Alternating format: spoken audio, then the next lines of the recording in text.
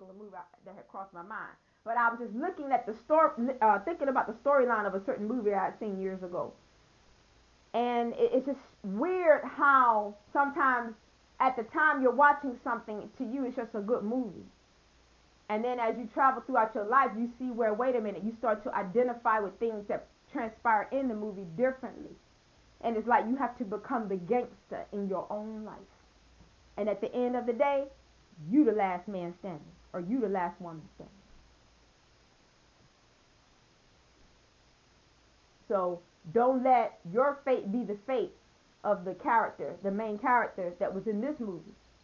And I'm in no way trying to bring anything positive out of what that character was doing. But my point is this, don't let your enemies take you down. Don't let one toxin come into your environment and tear down what you're trying to build. And maybe that wasn't a good comparison, but I don't know. Hey, I mean, the movie just crossed my mind. Maybe that wasn't a good comparison to compare the empires that we all build to an empire that a drug dealer was building. But still, it was just something that that person felt they needed to do to get himself and maybe his mother or whoever else out of poverty. The purpose of that is to come up out of systematic poverty. But at the same time, it's at the expense of other people. So, like I said, I see the point on both sides. I see the point from the one trying to come up out of poverty, and then I see the point of the ones that are saying, yeah, but in your efforts to try to come up out of poverty, you're condemning somebody else. It's almost like a dog-eat-dog world, a predator-to-prey world. But it's the type of world that we live in. And I guess it's just a matter of if you decide if you want to be somebody else's prey. It's just a matter of if you want to be, I don't know. Do you want to let somebody else punk your life and tear down what you're building? Do you want to allow somebody that has infiltrated in your life and then go somewhere and conspire with your enemies against you to bring you down?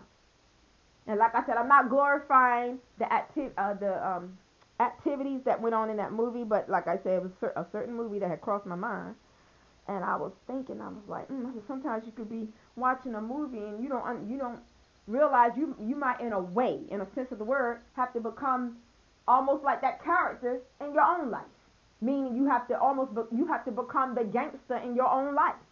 To fight against your enemies, you have to have a gangster mentality. That by any means necessary, I'm gonna win. But you being a gangster in a positive sense of the word, not a negative one, like in that particular movie. Okay? I'm not saying the movie negative. I'm just saying the things that the character was doing was negative, and his affiliates. But so I'm not trying to glorify that. So let me make that clarification. But I'm just talking about the effort and the determination that that character had to come up out of poverty and to get rid of that in anybody that served as a threat. Okay? So anyway, that's just something I wanted to put out there today, and maybe it wasn't a good movie to compare anything to, but hey, I have to, if it comes to mind, I have to speak it, because like I said, as it pertains to the drug game, I see both sides. A lot of people may say, oh, well, how can you say that? I can say that because I see both sides. Because there are people out there that are living in horrific conditions, and they are trying to come up out of those conditions by any means necessary. And they don't care about who it affects. Because when your back is the one that's up against the wall, you're concerned about, number one, you're concerned about your own survival. You understand what I'm saying?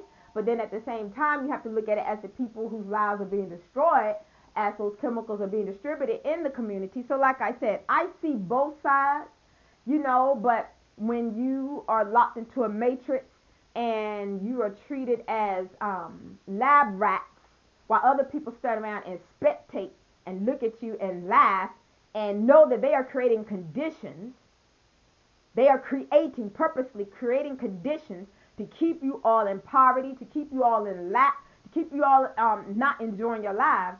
I mean, what can you do other than trust in the Almighty God?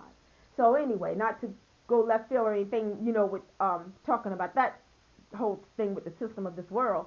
But my point is this: sometimes you have to become the gangster in your own life, and when you fight your battles, you will fight alone. If you're a believer, God will be there with you. But I'm just saying, sometimes when you look around, you won't see the ones that you thought were going to be there.